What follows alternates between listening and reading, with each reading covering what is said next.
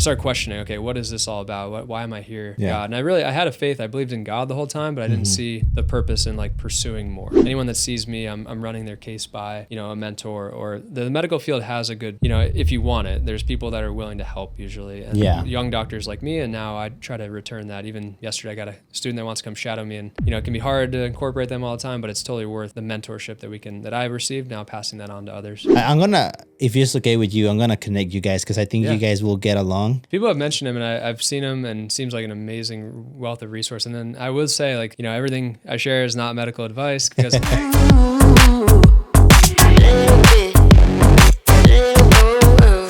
All right, guys. Welcome one more time to the With the Boys podcast. Today I have a great guest, Dr. Trainor. So the things that I had to say about Dr. Trainor is, if you want to become healthier, this is the guy that you need to contact because he knows all the secrets. He knows the right strategies, the right food that you need to eat, what you need to take to have more energy, have more testosterone, and just become a better man or woman, and this is the man to call. Hi, man. Thank you for being on the podcast today. How you doing? Absolutely, yeah. Thanks for having me, Tony. It's good. I won't be doing a lot of Spanglish. I know that's the big hit on this podcast. But, forgive me in advance. But thanks for the warm intro. It's been great. I really benefited from podcasts in my own health. Actually, when I was in the Army, I got really sick and had a bunch of injuries. Wow. And someone pointed me towards a health-related podcast. And so ever since then, a decade later, if I can share even one thing that can encourage someone today, that can help them on their journey, that's what it's about. So. Yeah, that's true. Yeah, podcast is such a great tool. I feel that a lot of people underestimate the power of podcasts, but podcasts can build a brand and provide so much knowledge. And it's so organic that people are more open to listen to it, Right. Any advice in this medium of communication. But thank you for coming, man. I really appreciate it. I've been wanting to do this for a while. I know we tried, like our schedule didn't work out very good, and then we have our merch. Then it was but you're finally here, so I'm excited to talk about you, get to know you more. Get to know more about your background and how you ended up here, where you at and how you have helped so many people. I know you're Pastor John. I've seen you were in his challenge. What was the name of the challenge? Jim and Jesus challenge. Jim and Jesus challenge. Yeah. You were involved in that.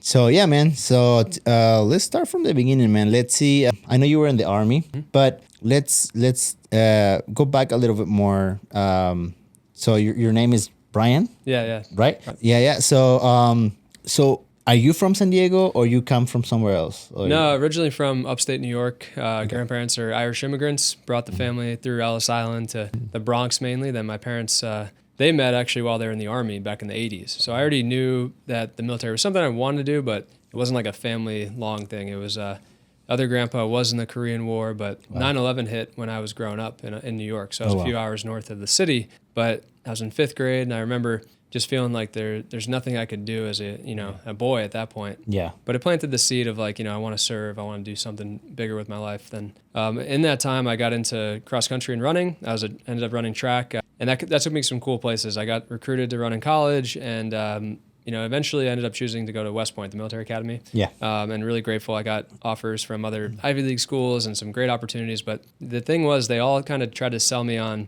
that the hardest part was getting in, and that all these cool parties you're going to go to. And, Dartmouth, Yale, a few other Northeast schools. But I only really looked in the Northeast where I was from. I wanted to be close to family. Okay. But the military academy really challenged. It was the first one that was like, hey, this is going to be hard. This is actually going to be really hard. It's like, and in fact, a lot of people try to convince me to not go. There was a guy that actually committed suicide like the week before I got there, and they're like, oh, wow, you don't want to come. And as a young guy, I think I was seeking like the biggest challenge I could take on. And that led maybe some good places, but I'll share more of my story as it goes. But that was kind of my early years of running and being pretty good at that and getting into triathlons. And, being a high level athlete took me, like I said, to travel great places and push my body. But I made it too important in my life. It was definitely an idol at one point, which we can talk about. Okay, awesome, man. Yeah. So, you went to college. You went straight to the military. After high school.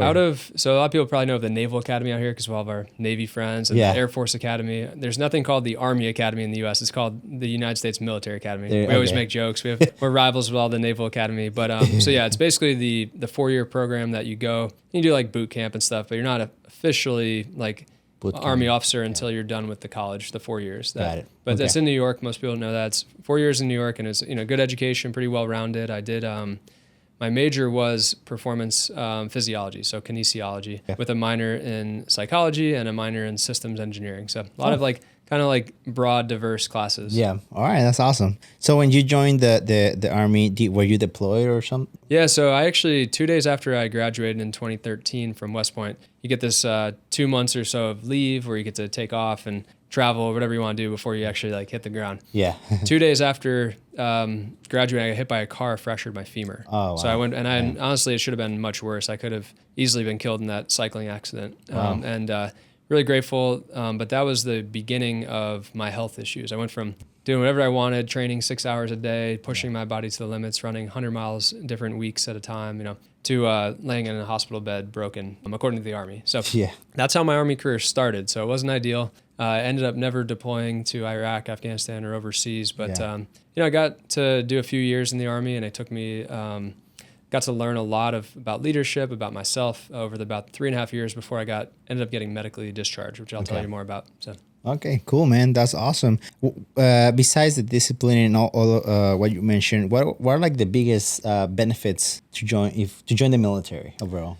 Yeah, I think the big ones, I did have some offers to run in college, like I said, so there could have been the financial piece covered in other ways, but the military academy was paid for. I mean, it was basically, they covered the entire 4-year degree, and I guess the negative, you could say, was a 5-year commitment to active duty and 3 years reserve. So basically, when you commit, you're signing up for 12 years worth of service, which when you're young and it seemed like a really big decision, and it was. It was a big decision. But the biggest benefits, I think, were the opportunities. I got to travel and race, and all that was paid for. I raced in probably about 100 triathlons while I was at West Point. A few half Ironmans, and I got to go to England. I was just telling actually a patient today about time I spent in Sandhurst, the British Military Academy, training with them. So just diverse opportunities that I would have probably never gotten at a regular college. Nice. And back then, were you already a believer, or that's? I was raised Catholic, and I'm really grateful for my parents and for my whole family. Mm-hmm. But it wasn't until I left the house and my dad, kind of on the way out, he was starting to question some of his own beliefs. And my mom had breast cancer actually growing up when I was younger, and that led my dad to start reading the Bible for himself. And he actually just came to Emerge. My dad, Jim. Oh, really? First nice. Emerge, and it was just a really good bonding time for me and him. It's the men's conference that you and I just went to a month ago. So seeds were planted, but definitely in college, I don't think I ever was trying to be a bad person or walked away. But I grown up Catholic. My understanding was as long as I'm a good person, as long as I try to do my best, then that's really what God cares about. I'm not going to murder anyone. I'm not going to try to cheat or steal or whatever. But I realized, further along, when I did end up injured, when I got diagnosed with something called ulcerative colitis, which is inflammatory bowel disease, was in the hospital 9 times and went through 4 years of in and out of the hospital, really sick. I started questioning, okay, what is this all about? Why am I here, God? And I had a faith. I believed in God the whole time, but I didn't see the purpose in pursuing more. And I kind of put my faith in my own ability, to be honest. Yeah. Okay, that's interesting. So, tell me more. Let's dig in a little bit more about the health issues that you were having. Can you elaborate more on those? Why do you think you were having those? And then is there a correlation with later on changing, or technically not changing, right? But adapting a different method of Christianity? Absolutely, yeah. I wouldn't be here as a hippie naturopathic doctor, functional medicine doctor, if I wasn't for my own health journey. So it definitely led me where I am now. Yeah. And I trust that God had all that planned, even though I don't believe God gave me the illnesses I had. But the ulcerative colitis, or some people have heard of Crohn's disease, it's very similar. It's inflammatory bowel disease, autoimmune condition that for whatever reason my body was attacking my large intestine. Wow. And mine went from do whatever I want, have really healthy gut, to having up to 30 bloody bowel movements a day and really sick, about 30 pounds lighter than I am now, which is probably hard to picture. I'm a pretty lean guy still. And, led me, but the first doctor that tried to help me with it, that diagnosed me, he said, there's no known cause, there's no known cure, and there's really nothing you can do. And that was at age 22, 23 when I got that diagnosis. And it was they said, well, you can take these medications, it might help it a little bit, it might go into remission, but but you're never going to be healthy again, is really what was spoken over me, to use that term. And I up to that point, I just did what doctors told me. If I broke my elbow in college, had a few other injuries, but the doctors fixed me, And thankfully, I'd been very healthy, so I never really questioned much until hearing, wait, so you're telling me what I eat doesn't affect the gut condition I have? They're saying, well, we don't know. The best doctors, at least at the time, would say we don't know, but some would be like, no, there's nothing else you can do. These vitamins won't help, and so I went on this journey, of health, because it got to the point where the decision point was I could either have my large intestine removed and most likely have a colostomy bag for the rest of my life after all the damage that happened without it healing through the medications that were offered, or basically wait and my colon could end up even worse and I could end up with colon cancer. They basically gave me all these possibilities, and they said, really, you should get your colon, your whole large intestine removed. And and I was like, well, there's got to be another way. And that's really where I started turning to God and asking him, what is this all about? Why am I going through this? And I can share kind of what happened through that journey, but in the end, like I'm healthier than I've ever been. Nice. My gut is, 95% better. I'm still praying. My wife especially is praying for a complete healing, and I know that's possible. Yeah. This has been 10 years ago. That's when it all started. So yeah. Okay. That's awesome, dude. Like, how faith has a big impact on our lives, when you got diagnosed, then you started doing more research, or how is it that you started getting into this? Yeah, good question. And you did ask like what maybe led to it. I don't know. The doctor said we don't know, but looking back, I definitely stressed a lot. Type A personality, I wanted to always be the best, wanted to do my best. And it was never really a competitive thing. It was just that I really wanted to push myself, like this intrinsic idea. Yeah. But that also, like, even when I was having these major gut issues, I was still trying to be on the All-Army Triathlon team, lead a platoon of young engineers. I was an engineer officer in the Army. And I wouldn't slow down. And it was a lot of stress that I put on myself, and not really listening to my body as I teach people to now. And then also I did get about 12 vaccines all in one day that I was already supposed to have. I already had, but the military lost my records. This whole thing. And then I also got exposed to a bunch of mold. Like this all happened. So I've tried to go through the what ifs, the what happened. And 'cause that's my job now as a clinician. I go through and, okay, hey, what happened then? What happened to you? And how did that end up where you are today in health? And so all those things are very relevant. And I've had a lot of healing. And one that I didn't tell you about is I had a head injury in 2012. So just a few months before I got diagnosed with the gut issue and then the fractured femur. So I had those two injuries separate. Head injury while still at West Point, 2013 car accident or cycling accident. A few months later, pooping out blood, really sick. Wow. So I was always like, okay, the leg injury, but the naturopathic doctor who really ended up helping me, and here in San Diego years later, they really pointed to the head injury. They said, once you're, if you can have different levels of head injury, but I woke up the next day in the hospital. It was a pretty severe injury. And because of that, that's when my gut started changing. Even though it wasn't for 6 more months that I started pooping out blood, my ability to change from what's called parasympathetic nervous system to sympathetic nervous system is in part controlled by the frontal lobe, which was the part that was damaged in my brain. Wow. And back then, head injuries weren't quite as well understood. Now with the NFL and with the military, there's more understanding about TBI and how that can relate to, both health and mental issues today. So we actually do a lot of brain health now in my clinic, and that's been really life-giving because I didn't know for years that, hey, that actually could affect my gut. That could affect other parts of my body. So anyway, that led me on my journey. That's what led you on your journey. So how long you been doing this? So I ended up getting officially discharged in 2016, and I got into school pretty much right away. I was actually going to go to a Christian medical school. So out of West Point, I had all my undergrad classes, my bachelor's degree. And then while I was in the Army, when I was having all these issues, I ended up taking a few evening classes of organic chemistry, biochemistry. So I had all the prerequisites to go to medical school because I was interested, but I never thought this is what I would do. I thought maybe physical therapy school. I love the human body and just seeing what we can push the body to do and the limits of how God designed us and pushing those and really getting to our optimal performance. So I started the school in 2016, and the first 2 years are pretty like biochemistry, basic sciences, a lot of dissection, anatomy. Yeah. In the last 2 years, we are clinicians. We treat, but it's under like a supervising doctor. So 2018, 19 doing that. Graduated 2020, and then we would have met shortly after that during my residency. So I did 2 years of working, sometimes 80-hour weeks and just seeing a ton of patients in that integrative clinic called Center for Health and Wellbeing. Really grateful to have been there.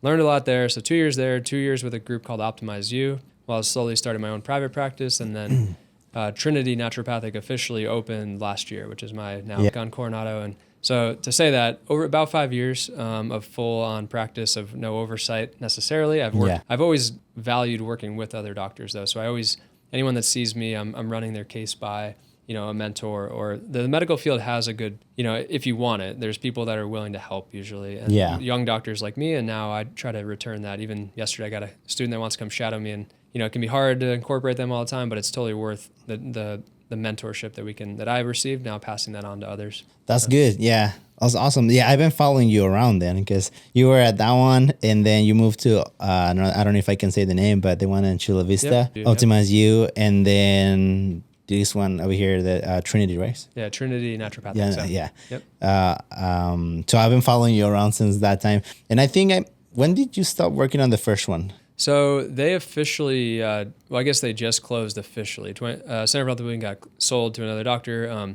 I left there at the end of 2022, was the end of my residency. Yeah. I stayed on for a little while as an associate doctor, but it didn't really make sense as Optimize You asked me to do more and more. And then I did my private practice. I officially started in 2022, like from the business standpoint. Yeah. Really just to open the door saying, God, I'm learning a lot. I know I'm helping people, but if you want me to, I'm ready to step out. And I'm thankful my dad actually modeled that for me at a young age. He was a really busy lawyer and doing well, but he actually left his busy corporate job in New York to be able to start his own practice. And it was not easy on our family, but he was able to be there when I was growing up for my baseball games or whatever, the things as a dad. And looking back, that was such a meaningful moment for him to do that at a younger age, not really planning to, I have 3 sisters, and him being around was amazing. And so It wasn't that's why I started my private practice, but I knew that, hey, like there is a ability to say yes to things like this instead of being, I'm on the clock for someone else. And thankfully that has coincided with being involved with our church. And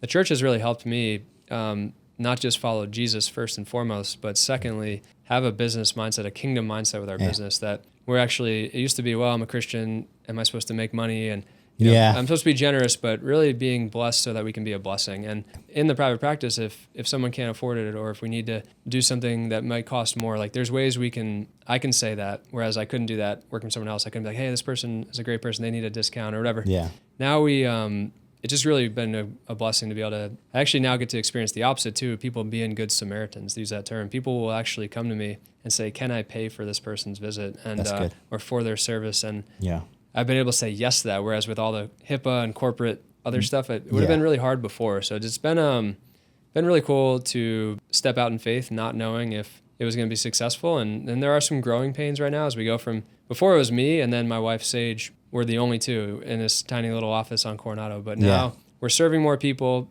And I'm certainly things get dropped, but we're training. We now have 6 employees, and God's just totally blessed it. We've been open almost exactly a year now, as of April 15th, which is coming up. So it's been really cool to see. We just opened the door. I thought it was going to be a 1 or 2 day a week while I stayed with Optimize You or worked for other people. Yeah.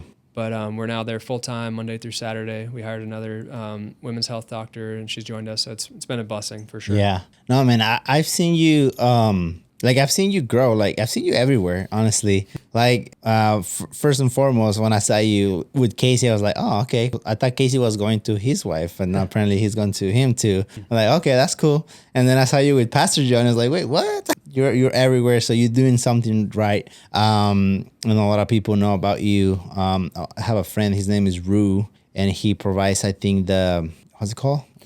Some of the supplements and different things with us. Some of the exactly. Yeah. So I know you. Drew's great. Yeah. Has he been on the podcast yet? He was. Oh, okay. He was. Okay. He was one of my first ones in my other studio. He was in my podcast too. Rue. We still talk. Actually, I bought the what's it called, the PV 159 or 157. BPC 157. BPC. Yeah, I just bought it actually at 3 a.m.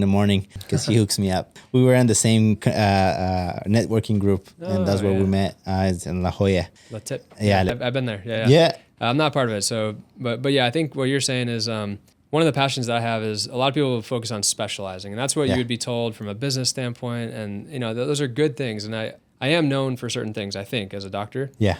But the Apostle Paul actually said this. He said, I've become all things to all people that I might win some for Christ. Amen. And that's really my prayer, is that God, whatever you want me to do, whatever you are calling me, that's what I'll be. It doesn't mean I'm going to just be blown away in the wind, but if I can actually look at someone and see where they're not optimal, it could be called this, it could be called that by the medical community. And I take my job very serious of diagnosing and treating people. But also, many people don't need to be put in a box and diagnosed with something. They actually need to be told, hey, this is an area that under the hood, as we shine light on it with your blood work or with as we go through your questionnaires and stuff, almost everyone has room to optimize. I haven't met anyone yet that is either they know, and everyone knows that, right? There's areas that, whether it's our lifestyle or, there's stuff that we don't know yet. When we get that blood work, it could be a scary thing to know, I'm outside of the range or this or that. Yeah. Instead, we look at, just like Jesus said, my sheep know my voice in John chapter 10, and others they will not follow. If we know what health is, then dysfunction or a lack of health, it's more obvious. Yeah. So I don't focus on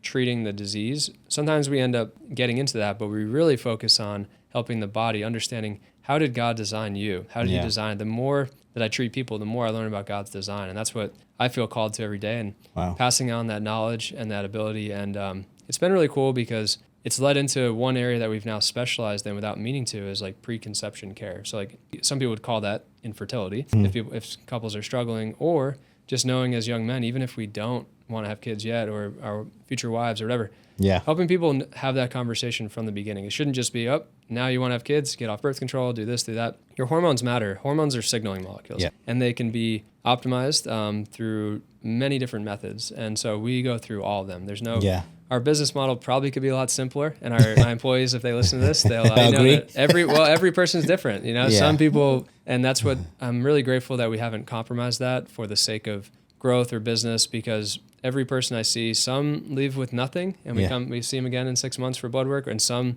leave with 10 different things at the office that day. And it's and I'm grateful there's not a one size fits all. There's certain principles, and those are things that God designed. And if I'm off on something, I'm willing to learn and change it. And that's been I don't think it'll ever get boring. No, I think that's the right mindset for business. I think there's a big awakening for the marketplace right now. God is moving strongly there.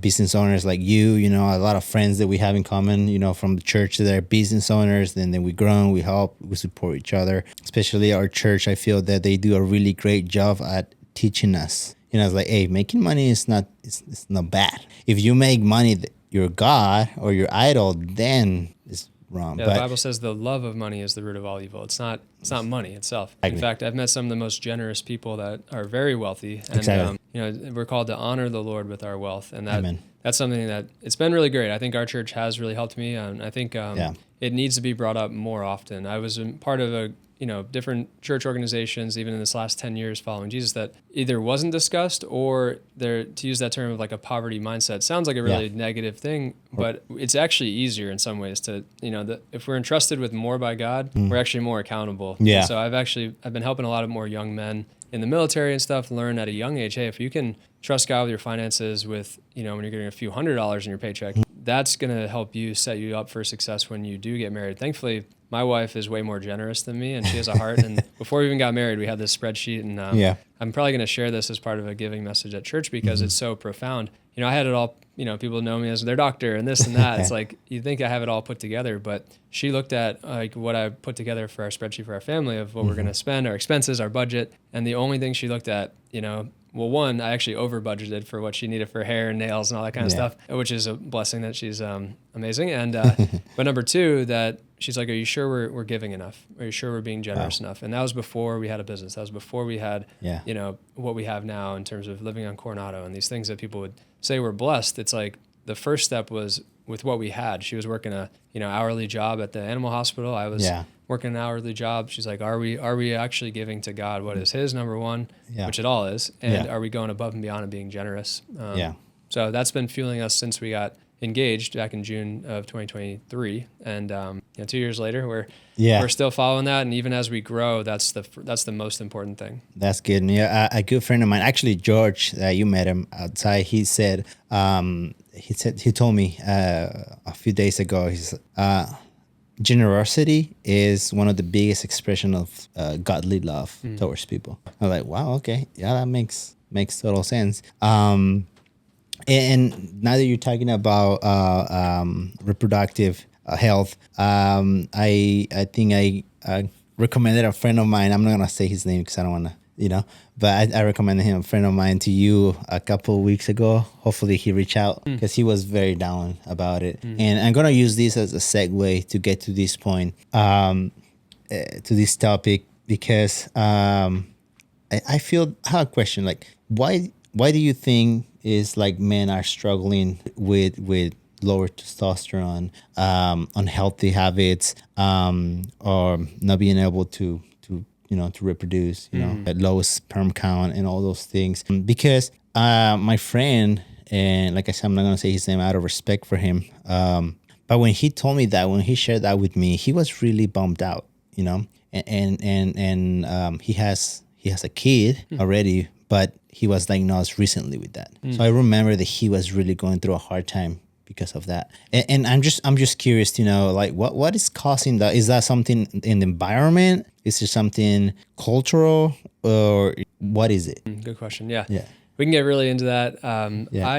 I do think it matters. And I think God can change things in an instant for your friend, for anybody. And, you could be told one thing by your doctors, and that's really fun, because I think I'll be at different churches and say, disregard what the doctor said. It's like, yeah, like I don't limit, just like I was told, you're never going to beat this. You're never going to be healthy again. Yeah.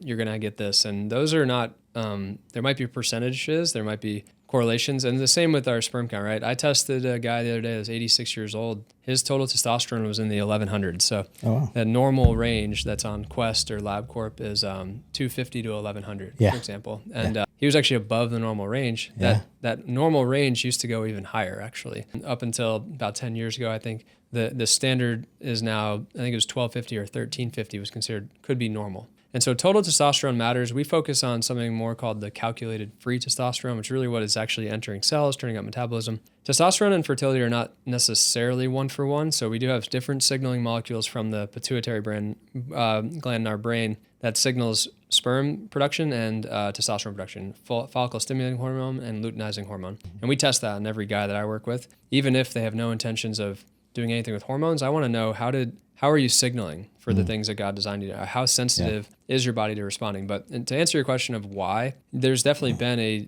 demasculinization of men. There's been whether it be on purpose, whether it be through different chemicals. I mean, we didn't have plastics in our environment 100 years ago. We barely had artificial lights, right? We're just so we've thankfully, starting around the time of the World Wars, definitely World War II, we have data showing what normal testosterone was. So I do think sleep is super important. I test men, that are sleeping great, and they are making definitely more growth hormone, more testosterone, which are the two main molecules that God gave us as men to heal and to recover. And then we can use tools like BPC to upregulate healing. But I think we're learning more and more. I do think women's birth control is actually a major issue for men's health. There's different studies showing that even just in nature, if you block women's hormones, that changes the males around them. Like there's tree studies that show if you basically stop a female tree from germinating, that the male trees around it die, that they struggle. So, and I don't want to get too into like the nature versus nurture discussion, but we know that it's hard to filter out birth control from the drinking water. And I'm using birth control, but there's so many xenoestrogens is the term. Anything that's exogenous, meaning outside the body. There's many things that bind to our hormone receptors that tell our body basically you don't need to make more hormones. So that's one of the factors. But there are men that are optimal. So I know that it's not impossible, and I don't think it's a one size fits all. That's why I do think, it's worth getting tested. I wish I knew what my hormones were when I was 25. I never got them tested until I was 30 something. And looking back, I actually test now a lot of young men with the similar gut issues, similar head injuries, and things like that to me that do have suboptimal hormones. And if we could have worked on their hormones earlier, we may have actually set them up for better healing, better success. So to answer your question, I don't think it's one size fits all. I do think it is a lot to do with our food and our environment. And I think it's good, right? We have right now we have a HHS secretary, RFK Jr., that is, clearly optimizing his own hormones, most likely, and his own health, and he's not against it. I mean, there was a clip on when he was going through the airplane, the methylene blue, but some methylene blue and some different, and I don't want to be cavalier. Like, I definitely do think it's worth. Like, I've used a lot of chemicals now to try and enhance my health, and I say that like biohacking tools over the years. And the way this guy named Paul Saladino is the carnivore MD. He's a really interesting guy. He said, hey, in the beginning when he was full on carnivore, eating nothing but animal meat and some organs, he said, I'm an astronaut. Not everyone needs to be an astronaut. And I say that about my own health. I experiment with stuff that probably you don't need to, but when an astronaut goes to space, we don't just learn about that individual. We actually learn about normal physiology on Earth too. The way their muscle mass breaks down, the way their brain health changes when they're under less gravity. It actually applies to the billions of people on the Earth that we're learning about their physiology. So similar in biohacking, I don't think everyone needs to be the first person to try the new brain enhancing thing. But again, the more we understand God's design, it's like, does that work in the right pathways? So 98% of medications or so in the US are antagonists, meaning they block pathways. Like a beta blocker lowers your heart rate, or a cholesterol blocking statin, it blocks HMG-CoA reductase. And I'm sharing all this to say, if 98%, and maybe the studies have changed, but when I started school, that was the numbers. We don't want to block things in the body, generally. Yeah. The more that we either cause negative feedback loops or block enzymes or pathways in the body, usually bad things happen eventually. Whether it's right away, you might save someone's life by blocking inflammation or lowering a certain marker, but generally God designed things to work forward. So I focus on how can we enhance healing, enhance the body's processes. And that sounds really simple, but there's a lot that can do that I think we basically say, well, we don't know if that's because we don't, right? Like you versus you, I might take something and it might actually lower my hormones. It might, like one good example, when I was in college, I did this whole thing with an altitude chamber. Altitude chambers are supposed to increase your red blood cells, make you carry more oxygen when you do race. So I had this, it was awesome. This company, donated these things to us at West Point. As a triathlete, I'm like, I'm going to have better blood cells. I'm going to be faster. Yeah. We did the blood work before and after. And this was like my first kind of like dip into this world of human physiology because I was young and I actually got slower. I got my red blood cells went down. Because I wasn't recovering. Pro athletes that use them were sleeping 10 hours a night. They were they were spending time in their actually rejuvenating. I was busy, doing the Army stuff and college and overtraining at the time. And I didn't appreciate that. So, but I'm glad we ran the experiment, right? Because I could have just said, well, the studies show it's going to help. Great. Well, let's show about you versus you, right? Yeah. Me versus me. When I do my blood work, when I look at my subjective scores, when I go out and test my heart rate variability and the different data points, am I actually better off?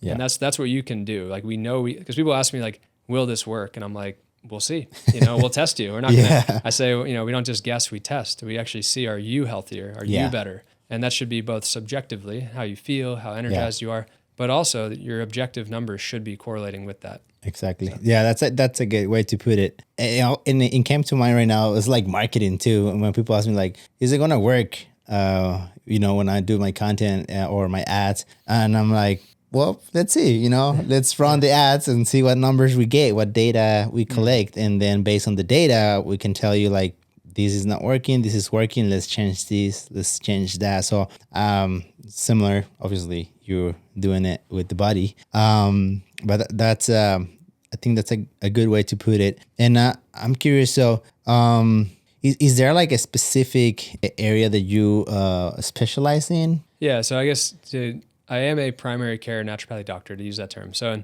in the primary care world, people always think of their family medicine doctor, and that's a medical doctor that's basically been board certified in family medicine. I'm a naturopathic doctor, but then I am what's called a Institute for Functional Medicine certified practitioner. So IFM is the kind of the middle ground between Western medicine and then naturopathic medicine. So I did some extra training in that to basically say I'm an expert in root cause dysfunction. So I try to define what's wrong. Now, again, that's really broad. The thing that most people know me for now is hormones. And I would say that's, it's been a good journey, but peptide therapy. So peptide therapy has become very popular, which is awesome. Peptides were a big part of my healing journey back in around 2016, 17. So we're talking about 8 or 9 years ago that, I've been just the 10,000 hour rule of just time with these things. I've now used, I use about 40 or so peptides. There's 7,000 peptides. So hormones are large signaling molecules that we know how to test, that we can generally say over the last 100 years, this is what men's trends have been. Peptides, though, most of them are naturally occurring. They're small chains of amino acids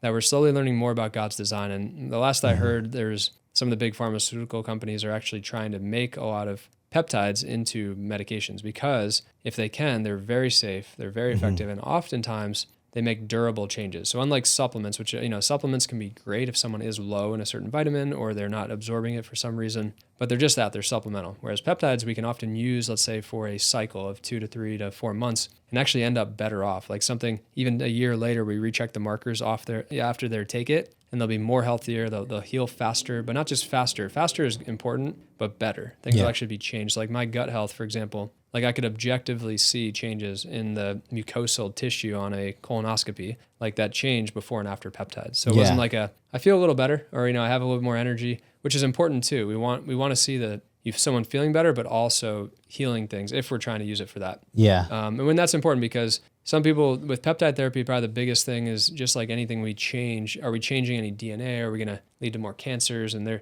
of the peptides out there certainly are some that I think we want to be more cautious with, and we want to be like, there's certain ones that I require blood panels for. There's certain ones that affect the brain, other ones we don't necessarily need an updated. If they've had blood work in the last year and it shows me their liver, their kidneys, their basic panel is healthy, we can start. But there's others that influence growth hormone, they influence the brain, they influence inflammatory pathways or immune pathways that, hey, we want to make sure that this is going to be the right fit for you. One, so you don't waste your money on these things. Yeah. But and then that we deliver them properly, because there's some that really only seem to work if you inject them, if you only do it on an empty stomach versus with food. So it's been a fun journey of peptide therapies can be amazing, but I have seen people start taking things online that maybe actually were laced with something that did hurt their fertility, and then then it did mess them up when they're in the military or whatever the case may be. So I love that conversation. It's everyone has a different past, everyone has a different destiny of what God wants, and that's what I try to help them on that journey. Yeah, that's awesome.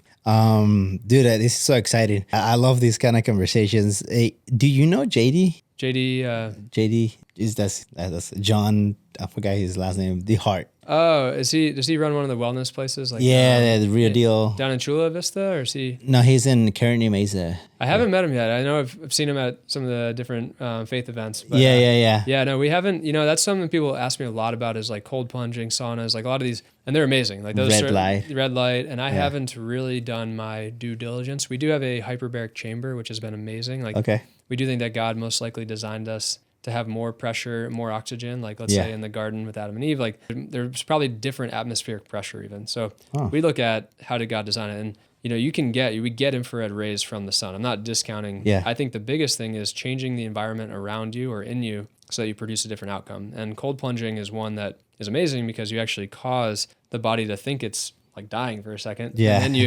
And then when you warm back up, it's like, whoa, I overcame something. So doing hard stuff, I'm going to mess this up, but one of my good friends, Pastor Mike Yeager, he'll say, hard times produce hard men, or it's like something like strong men. Yeah, strong men, but easy times produce weak men, and weak men produce whatever. It's like, so it's a whole feed forward. So there's something about stressing the body. We call it hormetic stress. And some people think that is really important. And I think we would agree, right? If you don't ever stress the body. So stress is often used as this negative term, but man, we need to be strained. We need to be stretched in order to grow. And if we're not doing that, we won't. A body in motion stays in motion, a body that's being broken down. But I make sure the body has everything it needs to heal from that. So some people will get, will cold plunge, for example, and get worse because their body didn't recover. There's not many, right? So cryotherapy, cold plunging, I love this stuff. And I objectively, that's what I would say is we're trying to make blood work and all that super affordable. And because I think everyone has a right to know where they're going from. And if they decide, hey, I don't want to do the supplements or the peptides, I want to change my lifestyle. And I'm all about that. Most people don't pay me to tell them that, but it's always part of it, right? So usually it's like 2 or 3 visits in with someone that,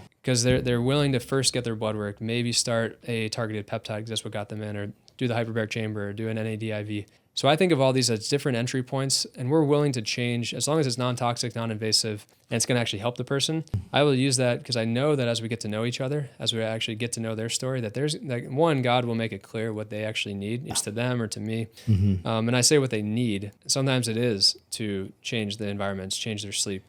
And those conversations come up. So I love the doctors that do all that up front. My approach, because as a patient, it took me a while to realize that, hey, I needed to change myself. It wasn't going to be a magic pill. It wasn't going to be another peptide. It was going to be, getting to bed earlier. It was going to be changing my nutrition. And that, happened over time. Could it happen all at once? Could we get, I just did a really long visit with a doctor and then a patient I was like sitting in, it was an expert from around the country. That was today. That patient, the doctor just laid out the next 2 years, if the patient does it, how they're going to heal from this mold issue. And it's like, I think God will do it faster and better. But that it's a good plan. Yeah. But and he's like an older doc that's done this for years. He's Yeah. amazing. And he laid it out. And it's like, but over that time, I'm going to be working with that patient. I think the thing that maybe started it all, even though mold became the issue and it suppressed their immune system and it led to all these issues, maybe it is a lifestyle thing. Maybe it is a stressor in their life that maybe it is a home thing. Maybe it is a spiritual component that just hasn't been addressed. And anyway, that's what's been fun. It's like, I might think I know, but I always trust God. Like I pray and I tell people, hey, like I'm going to spend usually the next week after I meet someone, even coming up with their initial plan. Now, I used to do it faster because that's what the insurance model says to do. You say, hey, you see the patient, you got to give them their plan. Right away. Now it's like, hey, I actually tell people, I'll probably send it in about a week, roughly. If it's a really like, I have a broken arm, let's get you healed faster. Let's go on peptides and hyperbaric and physical therapy and whatever. But if not, if it took years to develop something, you've been dealing with it for then, what's another few days? Now, I would love to get it faster, but sometimes it's walking my dog at night, or it's when I'm working out that the Lord will bring something to mind and be like, oh, that's what that person needs. Yeah. Even during this, there's a patient, I was like, I need to send that to them because that could be the key that unlocks everything else. That's good. Yeah, man. I like that you involve God and the, like on the solution to help other people, because that's, I don't know, there's no better way than doing that, through God. I've been so I do JD's content. Nice. I do his you help him with his marketing. So I've been doing all the things that he has there. I've been doing the cryotherapy, compression. He has the red light and what's it called? Red sauna? No, infrared sauna. Yeah. And then the red light therapy, he has a something's called Halo, something like that. Halo Sport, yeah. Yeah, with salt. Salt. Oh, okay. Yeah. So he's very knowledgeable. He's not like a doctor like you are, but he pushes a lot on health and wellness, and then sleep. His nickname is the Sleep Whisperer. Okay. So he before he started the wellness center, he pushed people to like sleep better. That's amazing. Yeah. So I'm gonna, if it's okay with you, I'm gonna connect you guys because I think you guys will get along. People have mentioned him, and I've seen him, and seems like an amazing wealth of resource. And then I will say, like, everything I share is not medical advice, because I really envy, in a lot of ways, the doctors like Andrew Huberman or JD, these guys that are super, well versed and they know. And but also, many of those people are more willing than regular doctors, whether naturopathic, MD, DO, ND, to share their personal experience. And I've seen that hold actually a lot of my colleagues back, because we're told, oh, that's your experience. That's not the medical literature. Or, you know what? People want to connect on a one-to-one. Like, I can share, I've been on the fertility medications. I've been on different things. Like, I've been on the antidepressants. I've been told this and that. Didn't know if I wanted to live for a while when I was going through my health issues. And and not that I think we all need to try every substance, but the willingness to relate, and doesn't always have to be the bad stuff. It can also be the good stuff. I can say, hey, I'm training for this high rocks competition. It's kind of interesting. It's not that, it's just a very easy thing for me to train for right now. It's a harder, and because of that, I'm learning things about myself, and I share that with my patients, even though it's nothing compared to like the guys that I'm going through SEAL training, or those that are training for whatever else that's way harder. But I'm in the trenches with them. I'm actually trying to do it. And so I imagine a guy like JD is actually living what he's preaching, and people really want that. They don't want a doctor that's, drinking every night and, a terrible person and overweight, or, and so, and that, of course, right, I could get sick or I could have hair loss or whatever. It might happen in my now 30s. About to be 34. But I'm going to always be open with what I'm using, what I'm on. And that's on the other side, I do see that, right? So there's influencers and stuff, and I'm not calling anyone out because I'm not an influencer. I'm so grateful just to be here. This will be my 3 friends and audience will follow me, and hopefully a lot more for you. But, there's people that are using, let's say, different performance enhancing things that don't tell their followers. And I think that can be okay for depending on certain content and, actors and whatever. But if you're going to actually influence someone's health, I'm pretty strong about, that I'm sharing what I'm learning, what I'm experiencing. And I know it sounds like a small thing, but if we're giving health advice, I don't, like, if I was just on a bunch of anabolics and, I'm not, I'm 150 pounds soaking wet, but I was saying, hey, you can do all this naturally. It's just about sleep and red light. Then that would be wrong. That would be, in my opinion. And that's, that does happen in these days, as you've probably seen on the marketing side. I'm not preaching against that. I just think, is that creating some mental health issues in young men? Like, is it creating this body dysmorphia? Like, I didn't have an eating disorder diagnosed, but I definitely had disordered eating when I was a runner because I was told, I had to be this or that. I had to look like this. Yeah. I was running like 15-minute 5Ks. I was very fast. Yeah, but that's very fast. But yeah. you know what I was told? I was overweight. I was too strong. I was too this. Like I didn't, and that's what I believed. Even though it was probably just one comment of like, like this guy's 10 pounds lighter. He's 10. He's you're not carrying. faster. Yeah, he's not carrying that 10-pound weight up that hill in the cross country. And female athletes deal with it way more than male athletes. But thankfully now, I think more young athletes are building performance on a basis of health. And I love helping people do that instead of taking shortcuts. Because shortcuts, did you watch the thing that emerged this year? The kids, the Passover? rite of passage? The passage? Yeah. And what I love this year, so it's a thing that once you turn 12 years old, if you want to, you can do this like obstacle course. And it, as a man, it seems kind of like silly now, but my team, I had a number of young men and I was with their dads that just turned 12 or 13. And the really cool thing was all the Coronado, there's only 5 kids or so. 5 of them, they all said they were going to stick together. That's what I was told. But then one of the kids took off, and I don't really know him that well. I think they were visiting from Arizona. But he didn't stay with them. He got to this point in the road, and there was actually a sign that said, "This is the shorter way. This is the shortcut." Did you see that? Yeah. And so, but if you did that, you actually had to go all the way back to the beginning. And you were like a mile behind. Yeah.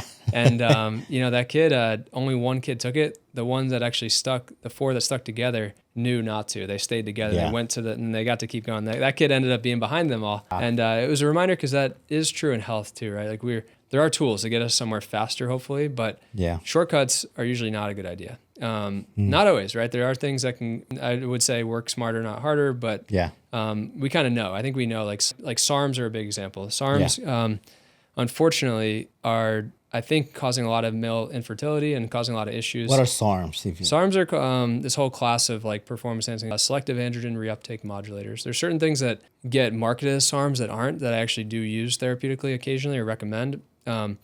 However, a lot of the SARMs are like ostarine, cardarine gets mixed in. It's not really a SARM. And I guess what I'm saying is it's not you versus you, right? A lot of times I test men, their normal testosterone was 600 or 700. They come in, they're under 100 for total testosterone. Their SHBG is really low. Their liver enzymes are high. Bottom line is can it be reversed? Absolutely. Can it be turned back on? Yes, but they're basically really affordable, which is nice. Yeah. But they're really hard to source. You can find them in Chula Vista National City, and there'll probably be people that listen to this like, SARMs are great. They're safe. Well, that's not what I'm seeing on blood work. I've tested probably a few hundred men at this point that have taken SARMs. Wow. The classic ones like YK11, ostarine. Ostarine is a famous one. LGD 4033, and I love talking about these. I love, and I even took some in the past, and but generally the term would say that you inflate quickly and deflate quickly. Like they help for a little bit, but realistically, I'd almost rather someone be on the right anabolic steroids than be on SARMs. Really? Yeah, because at least there's a predictable effect. Yeah. Whereas SARMs, there's such a wide variety. Some guys do okay, but others get really messed up. Can I ask you a question? I'm going to ask you a question specifically about ostarine. Yeah. I never take it, but there was a big controversy last year. I'm a big boxing. I do boxing Garcia? myself. Was it Ryan Garcia? Right? Yeah, you know. I have a theory. But, So I wanna talk about that a little bit more because when you mentioned ostarine, I was like, did that really help him to win, or like, what do you think? What are your thoughts on that? So my thoughts. So SARMs unfortunately do get lumped in with peptides because there's our research only sites that you can get both from. Yeah. And even the guys going through SEAL training now that I'm associating with, they are being WADA level tested, World Anti-Doping Agency tested, similar to like what UFC is, a drug-free sport. So it's become an area of passion of mine. I wouldn't claim to be an expert in performance-enhancing drugs, but understanding what they're doing to the body. Is this how God designed them? Are we designed to... If someone's called by God to do something, I think they should do it. And they should do it with the best of their ability. And if it means that they need to take extra things to do it, then you know what? To enhance their brain, to stay awake longer, to be able to perform a mission for the military or whatever. Yeah. You know what? I think I do support it as long as we know that there could be negatives. So same with SARM. So my thought, I don't know Ryan Garcia's whole story, but I know someone that used to play for the Padres tested positive for a fertility thing. Profar, I think he's on their team, but love researching and dissecting each story. My guess is that he was actually taking peptides that were laced with SARMs. I could be totally wrong, and maybe his camp will call in and tell us we're wrong. But that's happening more and more, where guys are trying to take BPC 157. They're trying to take for TB 500, or something that could be really helpful, like CJC 1295 or ipamorelin or samorelin. Those can actually all be great peptides I just named. And ostarine could be a tool, but ostarine is very detectable, even at a low amount. So I think they detected like a tiny, tiny amount. Yeah. Either he was taking it a year ago, or possibly whatever chemical place he got it from, the guy said, oh yeah, it's a good source. Yeah. He actually may have been trying to take something that was to heal a joint or a ligament that should have been non-detectable, Yeah. but had just a little bit of ostarine mixed in. Wow. That's kind of what I'm seeing more often actually with the guys. A few lawyers will send guys to me to help try to clear their name if they do test positive in the military especially. And it's a passion of mine to source it well. And it's not like I don't test them myself, but I only have certain relationships with a few companies. Every single day I get asked by another company to market their product or something. Yeah. And I'm always for it. I would love to learn and find the best pharmacies, the best things. But yeah, that's what I would say. And that's happening, that he's obviously the highlight. That guy came up, but that's happening actually very commonly. Very common. See, yeah. So I heard that sometimes some of the supplements, they have ostarine in it and they don't say on the label. It doesn't say that it has on it. So I do think that he won fairly. Yeah. That's just my take. Is that video, man? The he had, Chris. The video that he had, it was come on, yeah. Well, performance enhancing drugs get overrated. I actually think they shine in recovery. So that's why I have so many baseball players test positive for stuff, because they're playing 162 games a year. Yeah. It's not the performance alone, like the hand-eye coordination, like every Barry Bonds, these guys that got caught later, they're gifted athletes, like with their skill. But it's the recovery, be able to do it day after day after day, after year. That's what is, I think, the biggest advantage to most of the performance enhancing things that I've seen. Yeah. And not always, right? There is just a purely getting big and staying big. But thankfully there's become more awareness in even the bodybuilding community. And what I've learned from bodybuilders, I've allowed them to use with any athlete or any male to know, hey, why settle for less? And I'll talk about SARMs, I'll talk about peptides, even with guys that are coming in just to trying to sleep better or fix their gut, because I don't want someone to just not be sick. I want them to be optimal. Yeah. And I want them to know that it's just like the same stigma that, marijuana used to be like totally like illicit, any illegal drugs that you do. You ask by your doctor and someone's like, maybe they smoke a little bit and whatever back in high school, but they wouldn't say it because why would I? I'm not going to tell someone I'm doing something illegal. I try to leave it all on the table and say, hey, when I sit down, it's between you and I, everything we talk about is between you and I, and it's all for you. Like my goal is to help you. Yeah. I mean, and that's been really fun and life-giving because people do share, you know what, I did experiment with this, and God can heal anything, whether something did actually damage you or not. Yeah. People come all the time thinking, hey, I did all these drugs for the last 10 years. Did I hurt myself? It's like, it depends, but the good news is he designed us to heal. He designed us to be healthy. And that's really the takeaway, is that no matter what, someone can change tomorrow. And and we were designed actually for that. That's good, man. That's great advice. I know you gotta go. I know you gotta go with your wife. So I won't take much more of your time, but before we go, Can you tell the viewers or whoever watches this, either can be spiritually or your career, is there something that you would like to tell people about all this that we've been talking about? Is there something specific that comes to mind, or that God's put it in your heart to tell someone, maybe somebody that is listening that needs to hear this? What would that be? Yeah, good question. I think having a purpose bigger than yourself, like being healthy, let's say. A lot of people come to me and want to be healthier. But when it comes down to it, it's not what's the matter with them, it's what matters to them. I know it's cliche. It's actually what the VA, Veterans Affairs now says about our whole health. They call it the whole health program. But really, what matters to you is important, but really what is God calling you to do? And that's even more important. So understanding your design and your purpose, that's what's led me. Like, me and my wife knew that God was calling us to Coronado. We're like, how the heck are we going to do that? We're on these salaries or whatever, but I think not limiting mindsets, not speaking, negativity and death over yourself. And it could be a small thing. I think a lot of even great, well-intentioned men have disparaging or sarcastic. I've actually had to really stop being as sarcastic, because I thought, it was kind of funny. That's what the culture was in the military. Yeah, but I am a sarcastic. Yeah, but my wife actually really showed me, like, I was speaking things into or around my life that were holding me back. And so I would say whatever you're called to, go for it, but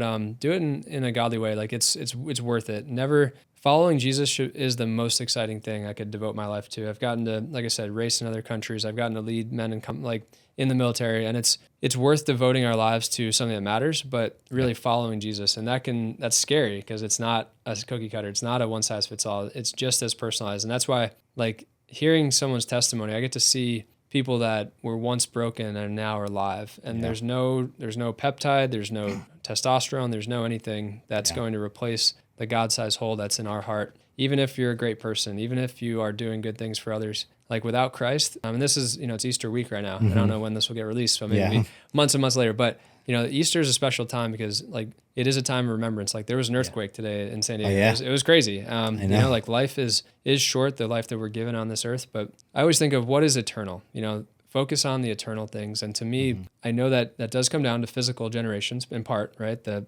passing on of our future children is part of God's design. He said the first command he gave us was to be fruitful and multiply. I think that now applies to spiritually too. When we invest and pour into other people and help them grow, oftentimes it's not comfortable. Like Pastor Mike's one of my closest friends now, and he's willing to speak into my life. I got to share a communion message yesterday at church. First time I ever given a mic at an awakened service. And that's good. It was nerve wracking. I was and I got asked to do it that morning, and it was awesome that God just gave me the words. But you know what? Instead of just saying, you did a great job, which is also, we need, I'm a man of words of encouragement, but he's like, can I give you some feedback, And that was awesome because I knew it's coming from a place of love. So I think what's the eternal consequence of this decision, right? If I choose to cheat on something or lie, like it's not just affecting me in that moment. It will come back because it's a godly principle, but it could affect my witness to someone else. It could change the course of history of how someone else, every person I interact with, I always think, and I was sharing this the other night, actually, the Apostle Peter, the church was built on him. Like Jesus passed on his mission to Peter on this earth. But how did Peter meet Jesus? It was through his brother Andrew. We know very little about Andrew, the rest of the Bible. It's crazy, but that person, every person I interact with, I always think, is that the next Apostle Peter? Is that the next Paul? And I'm treating them as if they are. I want to believe that every person I meet, even if they seem pretty far from, God's plan for their life, those could be the greatest people. And so I try to treat every person, try to see people the way God sees them, and have that eternal impact. Because you know what, like, I hope Trinity Naturopathic continues to thrive. I hope that we are able to help people physically. And that's what I asked at the end of the day. I'm like, did we help people today? Yeah. And the answer is yes. Did we get every question answered? Did we do it perfectly? No. But we're striving for excellence. And in the end, that's important, helping people physically, but so that they can grow into the man or woman or person that God's designed them to be. That's awesome, man. And how can people find you? How can people find your clinic? They call you, where can they call you? Your social media, where can they follow you? Are you putting out content for people? Not a lot, but we actually just talked to one of our younger employees who wants some more hours, and she prayed about it, and she does want to do some social media, so I'll have to coordinate. But Trinity Naturopathic, it's trinity-naturopathic.com. Our phone, we actually have like a full staff. A lot of clinics are going down to bare bones, only remote, but we love when people just walk in on Coronado, which is cool. Or, our phone numbers are on the website. Find us on Google Maps and all that. But I think it's dr.trainor on Instagram, but we will be starting a Trinity Naturopathic page just so, because we love when the right content gets out there. We do offer regenerative joint injections, not stem cells, but PRP. We have hyperbaric. So we didn't want to market a tool only, but now I'm seeing the value of at least having that content available. I want to market instead, like looking at, hey, optimizing your health. So, and using those tools to get people interested enough to maybe engage. But we love that. So mainly the website, the phone number, or stop by and see us. Or Awaken Coronado. We are building the church. It's 4 p.m. every Sunday. Nice. So if anyone wants no free consults, but I'll be behind the production stage and putting things together. But our church, we have about 100 people so far coming regularly, which has been such a cool thing. And we're at an elementary school and just seeing it, how God's blessing it. Obviously, there's 6 or 7 other campuses in San Diego alone. So that's really our heart, to build the church. If we get to help you physically at Trinity, we'd love that too. But however we can serve, Amen. That's good, man. Yeah, I serve I serve as an usher at the 10 a.m. and then high team at the 12. Man. So double down. Let's go. Okay. Well, we only got one service on Coronado, but I'm there at noon, and but God's using the whole church and all. And I think one other thing I'd say is like, people have some strong opinions about Awaken, but I really want to build the capital C church, like the body of believers that are here in San Diego, that are in the Navy, that we're interacting with. Like I care what flag they fly, but way less important than, them being sold out for Jesus, receiving his word and his Holy Spirit. Like, amen. And I think there's a lot more division than there needs to be Yeah. in the church. Other people might hear this and be like, you both go to Awaken, all this. Like, Yeah. I care about helping people. Like I've gotten to, even today, I probably interacted with 3 different patients from of different denominations, different churches, and it's the same Jesus that, and that's the most important thing. Yeah. I agree with you. I have similar thoughts about it.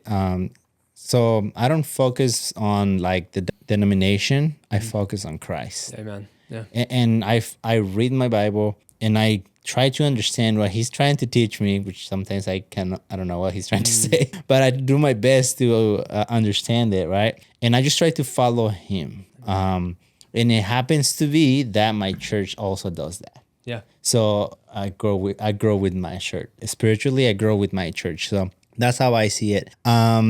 All right, man. Thank you for coming, man. I appreciate this combo. It was really insightful. A lot of knowledge. You have a lot of knowledge in your brain. And thank you for sharing. Thank you for coming, taking your time. I really appreciate. It's a blessing that you're here, and you've been a blessing in my life too. I know that we don't talk as much and stuff like that, but just health wise, because since I started going with you, things have changed just in my life, more energy, more active. I'm not saying that I don't have my downs, because I do, but it's just been better health wise. So thank you for that. Thank you for providing your knowledge and trying to really help people.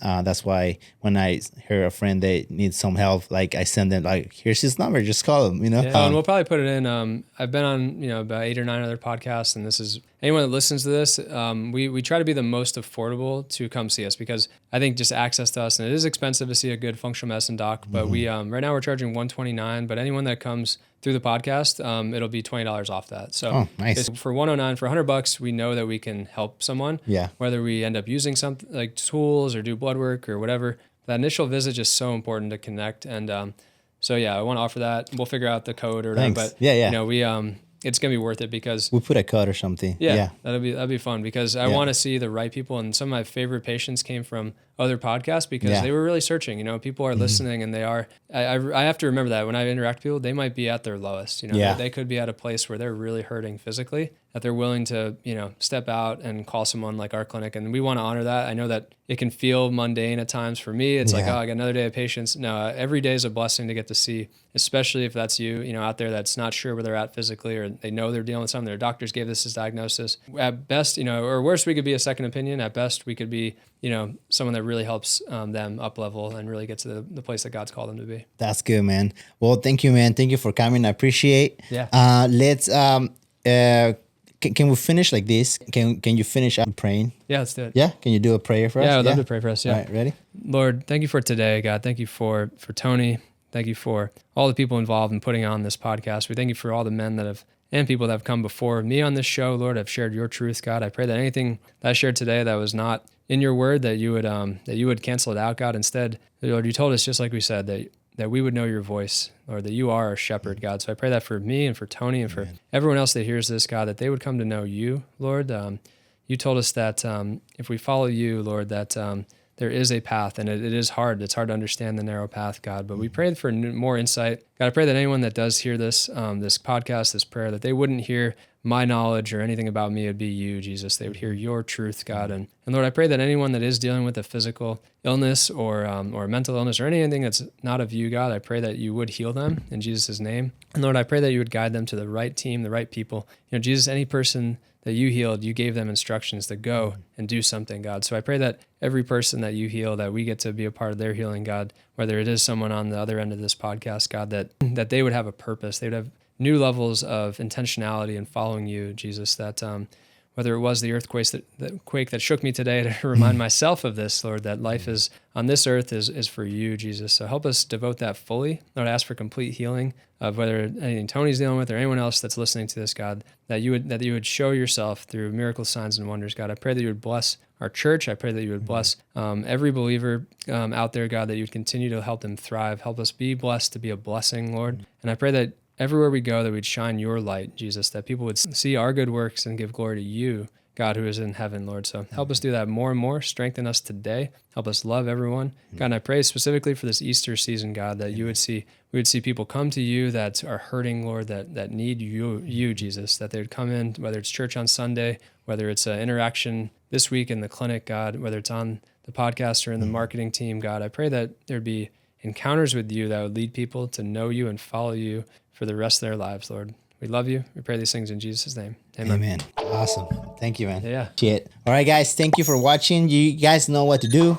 Subscribe, ring that bell so you guys can get notifications when any other podcast comes out. So thank you, guys. Peace out.